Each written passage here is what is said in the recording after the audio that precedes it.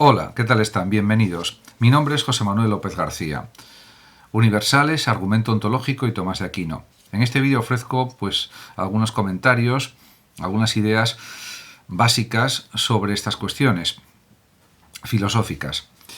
Realmente voy a comenzar por el problema de los universales. Es una cuestión que ocupó las mentes de distintos pensadores, teólogos y filósofos en la Edad Media, sobre todo a partir del siglo XII aproximadamente. Y primero hay que entender lo que son los universales. Son términos generales. Animal o vegetal, por ejemplo, se refiere a una multitud de individuos, como el contenido de las ideas platónicas, y eso serían los universales. Además, el problema de los universales se relaciona con un aspecto fundamental en la historia de la filosofía, el conocimiento y su definición. Tanto para Platón como para Aristóteles, el conocimiento se identificaba con lo universal. Esto plantea dos cuestiones principales. Primero, ¿qué son los universales?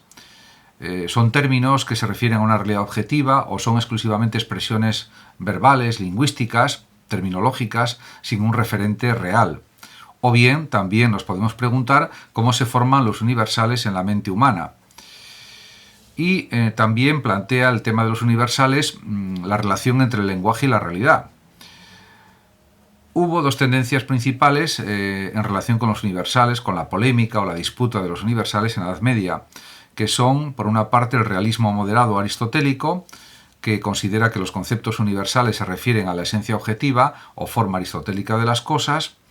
En ese sentido, los universales son las formas, los géneros y las especies de los individuos, de modo que tienen una realidad objetiva, pero dependiente de los seres concretos.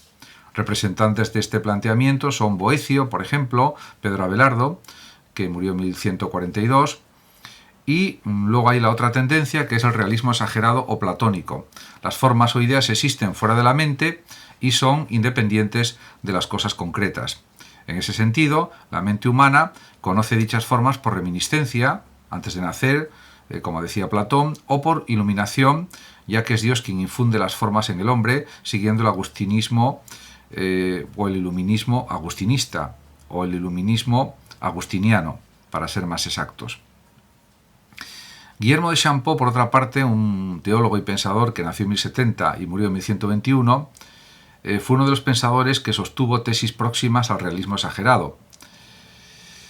Luego, en relación con el tema de la escolástica, decir que proviene del término escola, escuela, y la escolástica supone que hay unos pensamientos teológicos, filosóficos muy complejos, muy enrevesados, con una jerga tremendamente complicada, y que surgió durante el siglo XII, XIII. En esos siglos se desarrolló más bien la escolástica, aunque siguió posteriormente con otros filósofos y teólogos.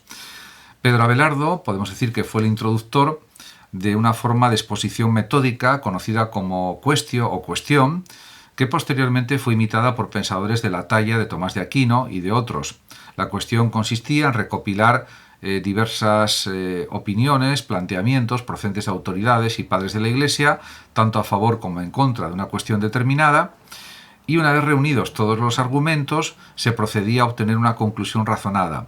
Este procedimiento dejaba en evidencia a aquellos que recurrían al argumento de autoridad y al final esto daba lugar a un aprendizaje de nuevas conclusiones, etc. Y fue un procedimiento, este procedimiento escolástico, inventado por Pedro Abelardo en su obra Sic et non, sí y no, fue utilizado por numerosos pensadores escolásticos, teólogos, filósofos, como por ejemplo Tomás de Aquino, u otros, como por ejemplo también Juan Duns Scoto, etcétera, etcétera. San Buenaventura, etc. Realmente esto en cuanto a los universales. Ahora voy a pasar a explicar algunas cuestiones relativas al argumento ontológico de San Anselmo de Canterbury. Pero bueno, antes de eso explicaré un poco lo que es el nominalismo. El nominalismo supone la negación de la existencia de los universales, a los que se consideran que son términos abstractos que por convención se refieren a objetos concretos. En definitiva, es la negación, repito, de la existencia de los universales. Solo existen cosas concretas, singulares, particulares, y el nominalismo se opone tanto al realismo exagerado como al realismo a cualquier otro tipo de realismo. En definitiva, también hay que decir que se opone al realismo moderado. Por otra parte, los universales podemos entender que son abstracciones referidas a esencias reales, la forma de los objetos o las formas de los objetos. Ya hubo un pensador que fue nominalista, como era Rostelino de Compiègne, que murió en 1120 y que fue uno de los principales partidarios del nominalismo. Pero también podemos citar a Guillermo, por ejemplo, de Ockham, que murió sobre 1348, 49, 50, porque murió por la peste negra y no se sabe exactamente la fecha de su muerte, pero por esos años murió. Y hubo otros pensadores nominalistas. Para Rostelino solo existen individuos particulares y concretos, de manera que los universales no pueden tener ninguna relación con la realidad. Esto significa que el universal no es un concepto, sino un nombre, y no va más allá de ser una emisión de voz. Respecto a San Anselmo de Canterbury y el argumento ontológico de San Anselmo, pues hay que decir que Anselmo de Canterbury nació en Aosta en el año 1033 y murió en Canterbury en el año 1109, y está considerado Anselmo como el primer pensador escolástico y fue la figura más significativa, más importante de la filosofía cristiana del siglo XI. Fue un doctor de la Iglesia y perteneció a la orden de los benedictinos. Sus dos obras principales son Monologion del año 1077 y Proslogion del año 1078. Para San Anselmo es evidente que la razón no puede sustituir a la fe ni conducirnos a ella, pero es necesaria para comprenderla. En este sentido, Anselmo aseguró: no busco entender para poder creer, sino que creo para entender. Diríamos que el argumento ontológico fue llamado de esa forma por Kant en el siglo XVIII. Y, por supuesto, Kant no estaba de acuerdo con la validez, con la justificación del argumento ontológico, o con que sirviera para probar de una forma a priorística, de una forma deductiva, la existencia de Dios. En cuanto a las pruebas de la existencia de Dios, se pueden dividir en dos tipos de pruebas, como también señaló San Anselmo, en el intento de demostrar la existencia de Dios, y son, por una parte, argumentos cosmológicos, que son pruebas que parten del mundo para concluir la existencia de Dios. Están inspirados en San Agustín estos argumentos y anticipan las vías tomistas, estos argumentos cosmológicos. Y por otra parte está el mismo argumento ontológico, que es a priorístico, y es su argumento más original.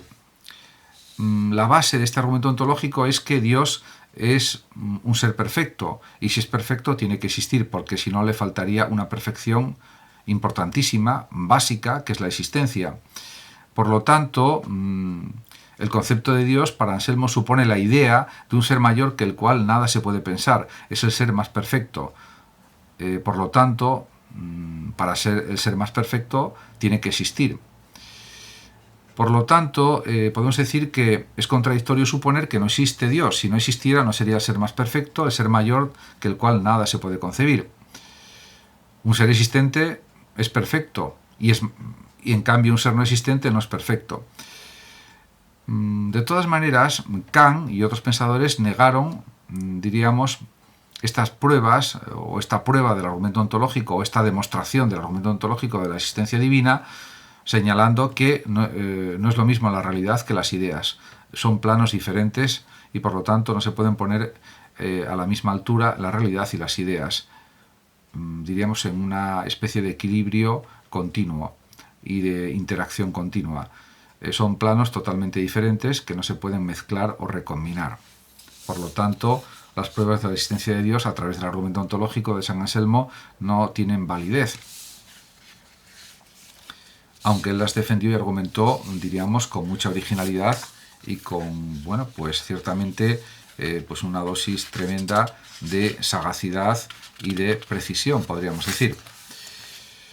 En cuanto a la figura de Tomás de Aquino, pues cabe decir que fue un gran filósofo y teólogo escolástico que vivió 49 años, nació en 1225 en el castillo de Rocaseca, hijo de los condes de Aquino, y murió en la abadía de Fosanova en el año 1274.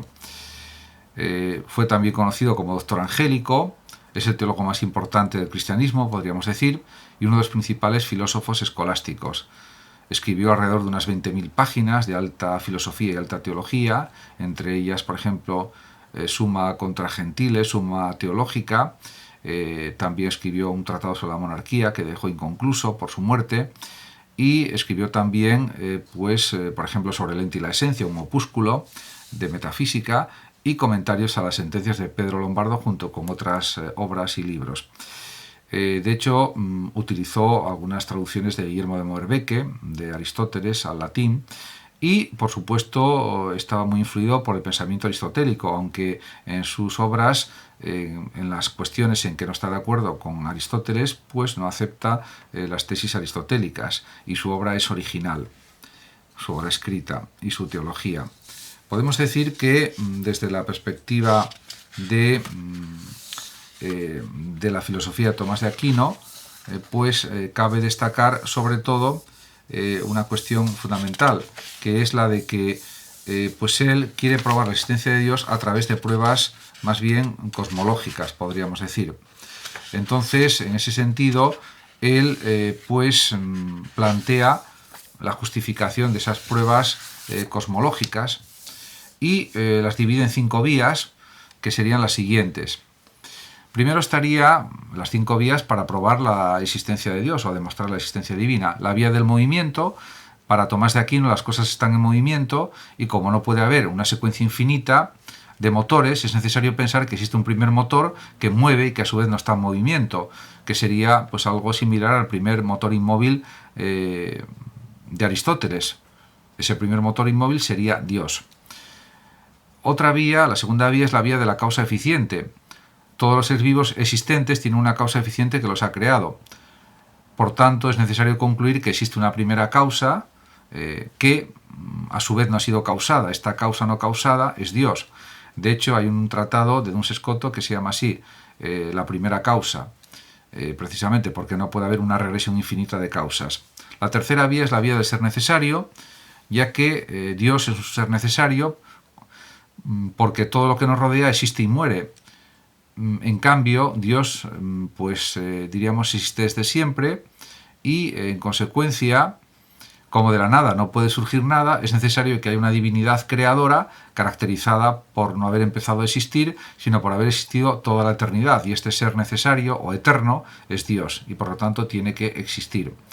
También está la cuarta vía, que es la vía del ser supremo, y que supone que todas las personas son capaces de juzgar hechos y acciones y calificarlos como mejores o peores, como más o menos nobles. Esto es posible porque existe ese bien supremo en función del cual se puede juzgar todo lo demás. Este bien supremo, para Tomás de Aquino, es Dios también. Y por último está la vía del gobierno del mundo. En el mundo, todo lo que acontece, todo lo que sucede, está dirigido a un fin. Por ejemplo, una araña emplea la tela para cazar y la lluvia alimenta a plantas y animales. Dado que los objetos naturales, que no son seres racionales, tienden a un fin, este fin ha tenido que ser impreso por una mente superior divina, supuestamente.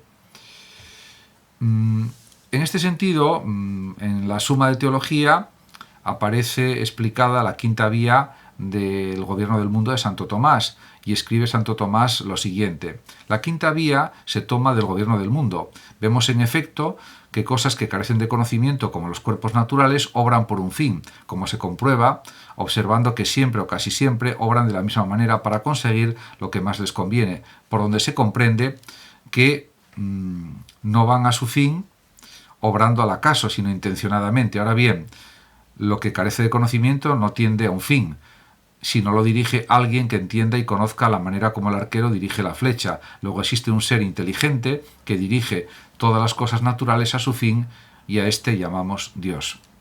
Muchísimas gracias a todos por su atención. Saludos como siempre a los oyentes de Radio Sofando de México, y hasta siempre.